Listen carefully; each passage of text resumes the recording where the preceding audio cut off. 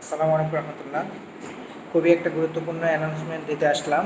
সেটা হচ্ছে নেপালে এই মুহূর্তে সরকারের সাথে বিক্ষোভকারীদের প্রচণ্ড মানে আইনশৃঙ্খলা বাহিনীর সাথে বিক্ষোভকারীদের প্রচণ্ড একটা ক্ল্যাশ অবস্থার মধ্যে আছে তারা, এবং নেপালে খুব বড় ধরনের বিক্ষোভ হচ্ছে। এখন পর্যন্ত প্রথম আলোর নিউজের তথ্য অনুযায়ী নেপালে 9 জন ছাত্র মারা গেছে এবং বর্তমানে নেপালে ফেসবুক, ইউটিউব সহ বড় বড় যে সকল সামাজিক যোগাযোগ মাধ্যম আছে সেগুলো সরকার বন্ধ ঘোষণা করছে।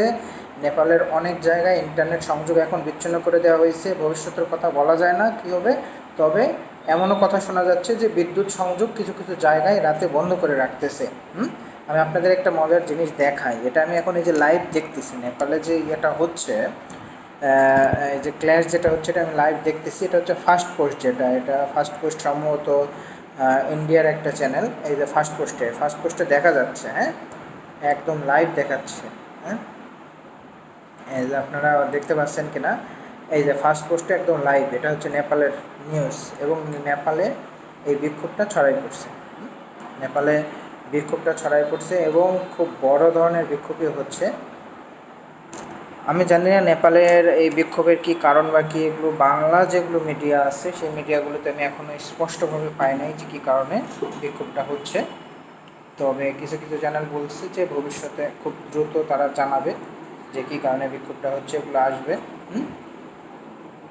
যে কোনো ধরনের প্রোটেস্ট, এবং সেটা যদি সঠিক উপায়ে সঠিক কারণে হয় তাহলে সেই প্রোটেস্টকে আমি সমর্থন করি। এবং যেহেতু নেপালের সাধারণ মানুষ এই প্রোটেস্টে, আচ্ছা এখানে লিখছে ইউথস এগেনস্ট করাপশন, হ্যাঁ করাপশনের বিরুদ্ধে প্রোটেস্ট।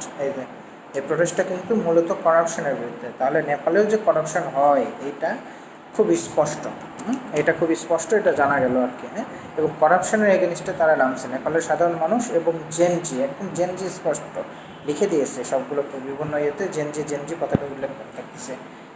নেপালের এই বিক্ষোভকে আমি সমর্থন করি এবং প্রয়োজনে যদি এটার জন্য সরকার পড়ে যায় তাহলে পড়ে যাক, কোনো সমস্যা নাই। মূল কথা দুর্নীতিবাজরা ক্ষমতা থেকে হটে যাক, এটা হচ্ছে মূল কথা। আমি চাই সমস্ত দক্ষিণ এশিয়ার, সমস্ত এশিয়া, সারা পৃথিবী থেকে যত দুর্নীতিবাজরা সরকারে আছে তারা যেন সরকার থেকে পড়ে যায়, সরকার থেকে হটে যায়। সমস্ত সৎ মানুষজন যেন ক্ষমতায় আসে।